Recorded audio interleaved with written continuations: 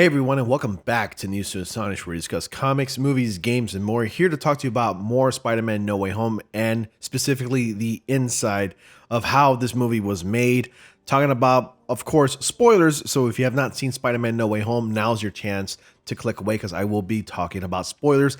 Then again, this movie's been out for 2 weeks now at the time of me recording this video, and of course, the secrets behind the scenes of this film has been the worst kept secret in Hollywood for the past year. And a lot of people have made speculations that were quite on point.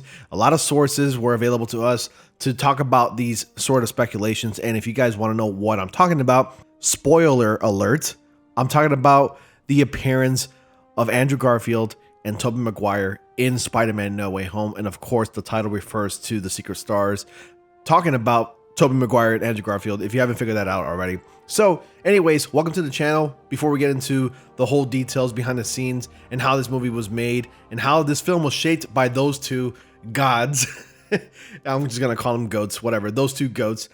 Please be sure to like, comment, subscribe, and click on the bell notification so you don't miss videos like this. I post videos every day, and I do live streams at least twice a week, which is on Tuesdays and Sundays from 8:30 to 10:30 p.m. Eastern Time. Join my Discord. The invitation link to that is in the description box below, along with the links to my Instagram and Twitter, which you could definitely find in the bio, once again, in the description box. So go ahead and check that out whenever you get a chance, preferably after you're done with this video. And please spam that like button. We just reached 8,000 subscribers, guys. Thank you so much for doing so. You guys are the best.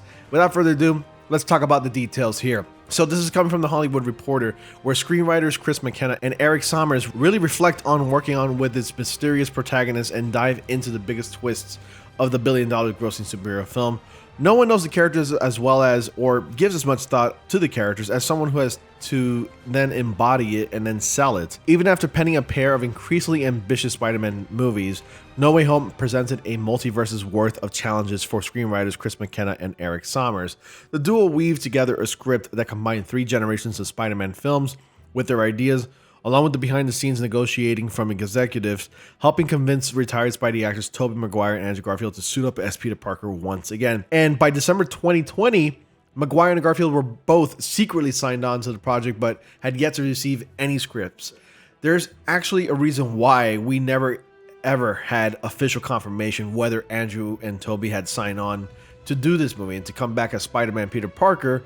And now we know why, because it was a secret signing. But then again, we kind of figured as much that they would secretly sign. I mean, that would kind of just pretty much ruin the whole experience if you were to get spoiled that Tobey and Andrew were in the film, even though it was like the worst kept spoiler secret in Hollywood. But we also wanted the element of surprise. However, we did get a lot of people just spoiling it, and also channels like myself talking about it and speculating on whether Tobey and Andrew are coming back. It even got to the point, I remember even talking about how we can't exactly get our hopes up way too high. Like, we can't have extremely high expectations because we don't want to leave the movie theater disappointed when we were expecting these two to appear in the film. But that's not the case anymore because this movie delivered above and beyond and gave us more than we wanted. And it's an awesome movie, and I'd gladly love to see it again. So by December 2020, they had signed for the film. The pressure was on as the production was hurtling toward filming the actors' critical third act scenes that saw them team up with Tom Holland's Peter Parker, who inadvertently causes Doctor Strange, Benedict Cumberbatch, to open a rift in the multiverse, leading to villains and Spider-Man to pour through. McKenna and Sommers hunkered down before Christmas to get pages to Maguire and Garfield. The writers were relieved to find that the actors not only liked what they read, but were also enthusiastic partners in developing their characters further. They had thoughts, and it was really interesting and helpful to see their thoughts. Sommers tells The Hollywood Reporter, "No one knows the characters as well as, or gives as much thought to the character as someone who has to then embody it and sell it. It definitely shaped what we did." Maguire, who played Spider-Man in 3 films from 2002 to 2007, wanted to keep the things quite minimal when it came to the revelations about his character post Spider-Man 3. Garfield, who starred in 2 Amazing Spider-Man films from 2012 to 2014, embraced exploring the dark path his Peter Parker went down after the death of Gwen Stacy, played by Emma Stone, in The Amazing Spider-Man 2. He also latched on to the notion that his version of Peter was the middle brother. They had great ideas that really elevated everything we were going for and added layers and an arc, and we really actually started honing into the idea that these two guys were really helping Tom's Peter on his journey to become who he ends up becoming, says McKenna. there's a crucial moral moment that they help him get through in the climax of the movie. So much of that was brought by Toby and Andrew's ideas and shaping of what they thought their characters could bring to this story.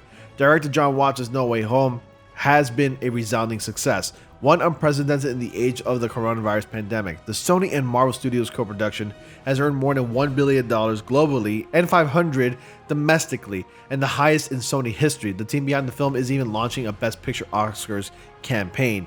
McKenna and Summers, who also wrote Homecoming 2017 and Far From Home 2019, dive into spoilers with THR addressing that Aunt May shocker, what it means for Uncle Ben in the MCU, and the meaning behind that haunting ending. So the interview continues on here. It says it wasn't always clear that this would be a multiverse movie, or even that it would be set in the MCU due to the brief breakup between Sony and Marvel in 2019.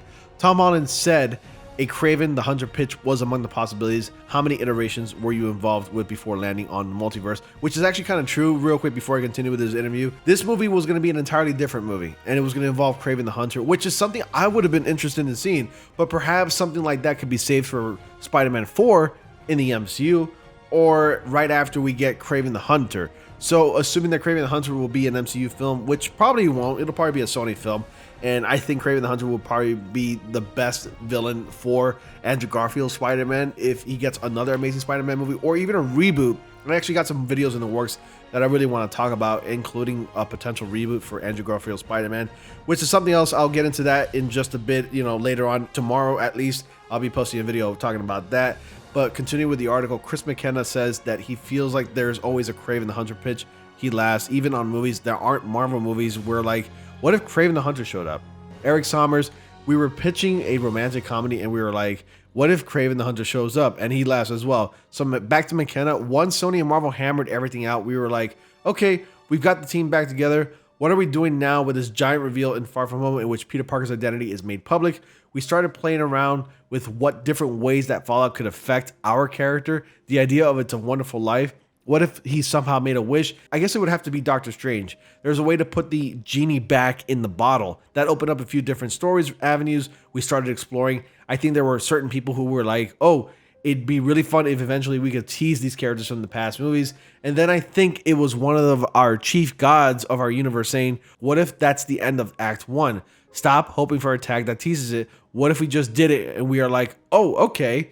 So McKenna says all you can do is act like we're getting everybody that we want and let the powers that be reach out to those people and see if they can actually become a reality. But let's really start working as if we have that wish list fulfilled. We have to generate an outline and script pages and all of that. Then we started hearing back, oh, certain people are interested. They didn't hang up the phone. They are into it. And so it was this crazy thing we kept on writing towards. And then Sommers says once it was collectively decided that we were going back to take this swing, we had to commit and we had to do what was right for the story if we felt. This is where this person should come in. This is how they could have an influence on this story and Peter's journey.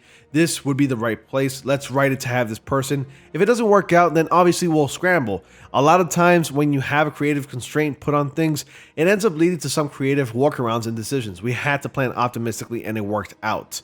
So the interview goes on, and I'm not going to go into quite the details here because it's just a lot, and honestly you'd be here all day. But if you really want to get the full story, I urge you to go to the Hollywood Reporter and go ahead and get some more info about that, because it is a really interesting story. Definitely took the time to read it, but pretty much all comes down to the story of them getting everybody that was involved in this movie to show up in this movie as sort of like paying like a fan service and actually doing it really well with great writing. Now, obviously, I was actually kind of afraid, I'll be honest with you, I was afraid that Toby and Andrew would be throwing this, but just for the sake of nostalgia factor, or even as just for like a minute or 2 minute cameo. But no, to my surprise, these characters were integral to the film, and they were actually in the movie a lot longer than I expected them to be, which was a lot of fun, and I really had a great time with this movie. What's really interesting and satisfying to hear is how much input Tobey Maguire and Andrew Garfield had as far as joining this film's cast and crew. It really lends credence as to how passionate both